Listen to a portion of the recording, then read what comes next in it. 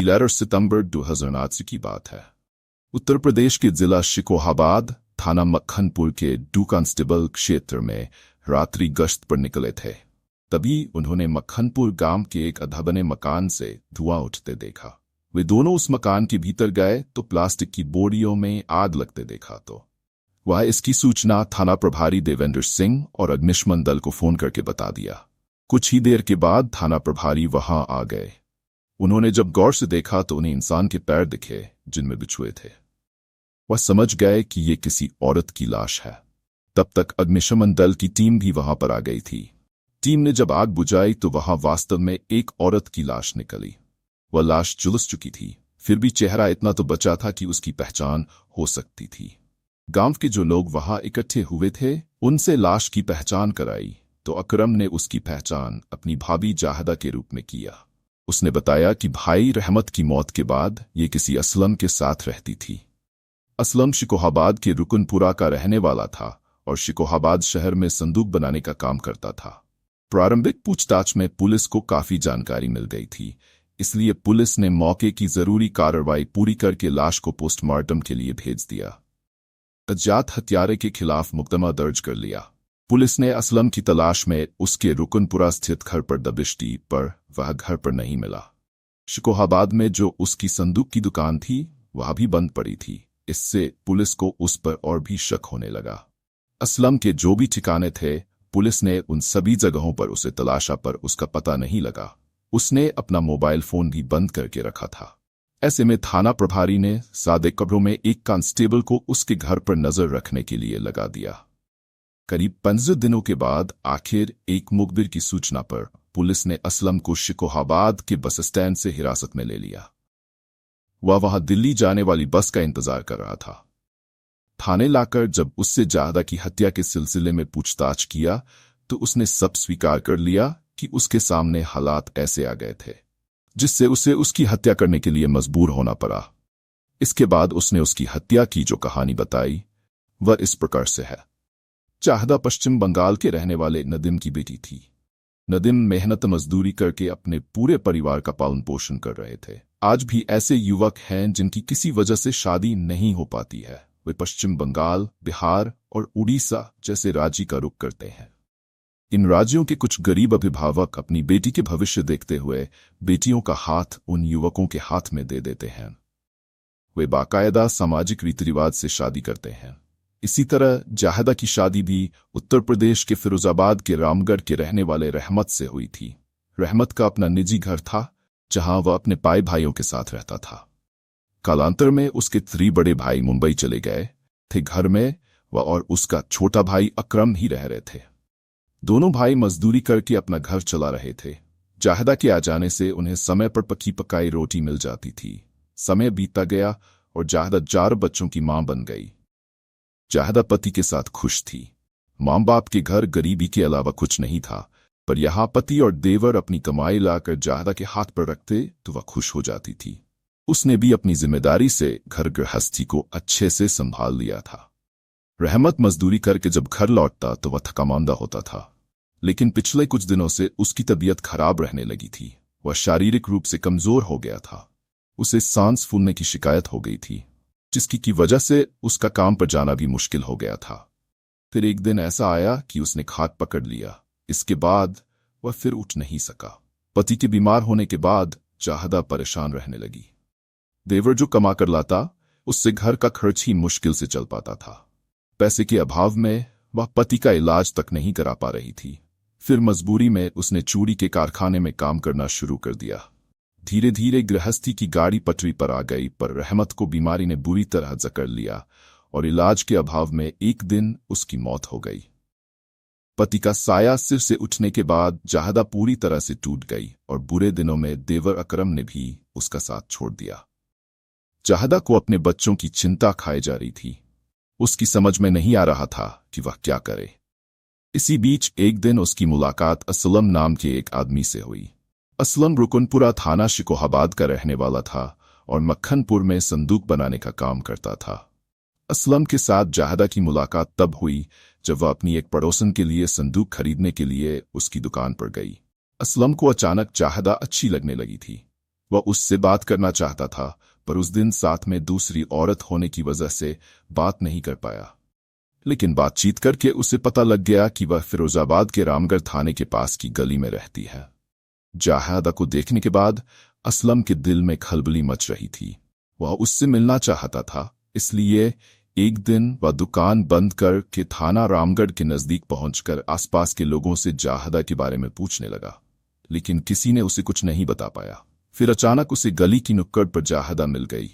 जाहिदा ने उसे देखा तो कहा, अरे तुम यहां कैसे? असलम ने बहाना बनाया, अपने किसी दोस्त से मिलने आया था। जाहिदा ने उसे अपने घर चलने को बोला तो वह उसके साथ चल दिया।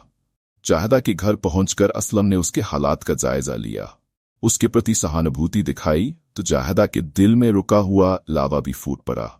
उसने बताया कि शौहर की मौत के बाद जिंदगी बहुत मुश्किल हो गई है। असलम ने महसूस किया कि जाहिदा को भी किसी मर्द के सानिध्य की जरूरत है। इसी का उसने फायदा उठाने का फैसला किया, पर जाहिदा का दिल टटोलना भी जरूरी था। लिहाजा उस दिन वह कुछ ही देर में फिर से मिलने का वादा करके चला गया। उसने जाहिदा को अपना मोबाइल नंबर दे दिया और कहा, जब भी किसी चीज की जरूरत पड़े वह उससे बेझिझक कह सकती है। वक्त आगे बढ़ रहा था, पर जाहिदा के गली मोहल्ले वालों में जाहिदा और असलम के संबंधों की बात फैल चुकी थी। अकरम चूंकि रिक्शा चलाकर देर रात को घर लौटता था, इसलिए उसे अपनी भाभी के बारे में कुछ भी पता नहीं था। एक दिन एक पड़ोसी ने उससे कहा, तुम अपनी भाभी पर नजर रखो, नहीं तो किसी दिन वह बच्चों को छोड़कर भाग गई तो बच्चे तुम्हारे गले पड़ जाएंगे। यह सुनकर अकरम चिंतित हो उठा। उसने उस पड़ोसी से पूछताछ की तो उसे भाभी की सच्चाई पता चली। ये बात अकरम को पसंद नहीं आई। उसने जाहिदा को समझाने की कोशिश की तो जाहिदा ने घूरकर उसकी तरफ देखते हुए कहा, भाई की मौत के बाद तुमने कभी ये जानने की कोशिश की मैं किस हाल में रहती हूं? बल्कि घर की जिम्मेदारी उठाने के बजाय तुमने मुझे अकेला छोड़ दिया। बेहतर यही है कि तुम मेरी जिंदगी में दखल मत दो। अकरम के पास इसका कोई जवाब नहीं था। अब जाहिदा के मन में एक ही ख्वाहिश थी, और वह ये थी कि असलम की रखैल से उसकी बीवी कैसे बने। वह असलम को बताती कि उसके मोहल्ले वाले और देवर उसके खिलाफ हो रहे हैं। तब असलम उसे समझाता कि जमाना तो कुछ कुछ कहता ही है, हमें जमाने से लड़ना थोड़े ही है। असलम की बातों से जाहिदा को समझ में आने लगा था कि वह उसे सिर्फ इस्तेमाल कर रहा है। वह रिश्ते के प्रति गंभीर नहीं है और न ही उसका उससे निकाह करने का कोई इरादा है।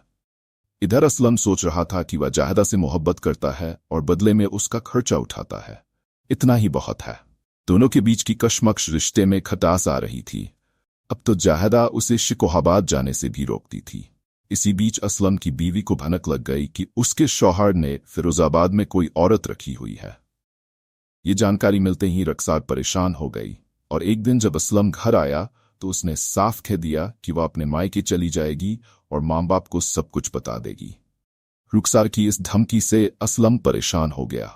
वह 2 नावों पर सवार था। अब उसे डूबने से डर लगने लगा। ज्यादा इतनी करीब आ चुकी थी कि उसे छोड़ना मुश्किल हो गया था। उसकी समझ में नहीं आ रहा था कि वह क्या करे। इधर जाहिदा ने भी तय कर लिया कि वह रुखसार को असलम की जिंदगी से निकाल देगी। एक दिन उसने असलम से साफ साफ कह दिया, बहुत हो गया, अब तुम्हें फैसला करना ही होगा। कैसा फैसला? असलम चौंकते हुए बोला, आखिर मैं कब तक तुम्हारी रखैल बनकर रहूंगी? रुखसार को तलाक दो और मुझसे निकाह करो। जाहिदा अपनी बातों पर जोर देते हुए बोली। असलम को जाहिदा की यह बात इतनी बुरी लगी कि उसने उसके गाल पर एक तमाचा जड़ दिया और कहा, आगे से कभी रुखसार को तलाक देने की बात मुंह से मत निकालना। जाहिदा को भी गुस्सा आ गया। वह बोली, तुमने मुझे मारने की हिम्मत की, अब मैं भी बताती हूं कि या तुम मुझसे निकाह करो वरना मैं कुछ भी कर सकती हूं। असलम जाहिदा की धमकी से डर गया कि कहीं यह उसके खिलाफ रिपोर्ट दर्ज न करा दे। वह किसी चक्कर में नहीं पड़ना चाहता था, इसलिए उसने अपना व्यवहार सामान्य करके उसे समझाया, पर मन ही मन उसने उससे छुटकारा पाने का फैसला कर लिया। वह इसका उपाय ढूंढने लगा। असलम ने अब जाहिदा से मिलना जुलना कम कर दिया। वह दुकान बंद करके किराए के कमरे पर आने के बजाय शिकोहाबाद स्थित अपने घर जा जाता था। जाहिदा के पूछने पर कोई न कोई बहाना बना देता था। जाहिदा असलम को खोना नहीं चाहती थी, क्योंकि वह घर चलाने के पैसे जो देता रहता था। जाहिदा से अवैध संबंधों की बात असलम की ससुराल तक पहुंच गई थी। अब असलम को बदनामी से भी डर लगने लगा। वह समझ गया कि इसकी वजह से समाज और रिश्तेदारी में उसकी बेइज्जती हो रही है, इसलिए जाहदा नाम के कांटे को जीवन से जल्द निकालने का उसने फैसला कर लिया। इसके बाद किसी न किसी बात को लेकर उसका जाहदा से झगड़ा होने लगा। तनाव की वजह से उसका धंधा भी चौपट हो चुका था। जिस मकान को उसने जाहदा को किराए पर दिलवाया था, वहां के आस पड़ोस वालों को भी दोनों के झगड़े की जानकारी हो चुकी थी, पर कोई भी उनके मामले में दखल नहीं दे रहा था। जिस मकान में जाहदा रहती थी वह अधबना था। मकान मालिक वहां नहीं रहता था। 30 दिसंबर 2009 को दुकान बंद करके असलम जाहदा के पास कमरे पर पहुंचा। खाना खाने के बाद जाहदा ने पूछा, तुमने फैसला कर लिया? कैसा फैसला? देखो जाहदा, मैं तुम जैसी औरत के लिए अपने बीवी बच्चों को नहीं छोड़ सकता, वह दृढ़ता से बोला। मुझ जैसी औरत? आखिर तुम कहना क्या चाहते हो? पहले तो बड़ी बड़ी बातें करते थे, इसका मतलब कि अब तक तुम केवल मेरा इस्तेमाल कर रहे थे। ठीक है, अब देखना मैं क्या करती हूं। कहकर जैसे ही वो उठने लगी, असलम ने उसे धक्का देकर गिरा दिया और छत से उसके सीने पर बैठ गया और उसका गला तब तक दबाए रहा जब तक वह मर नहीं गई। कुछ ही देर में जाहदा की लाश सामने थी और जुनून उतर चुका था। पुलिस का डर उसे सताने लगा था।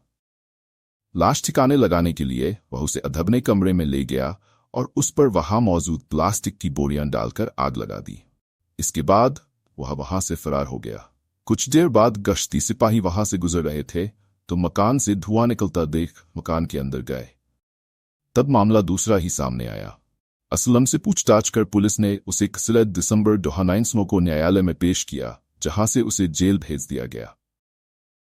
पुलिस मामले की तफ्तीश कर रही है।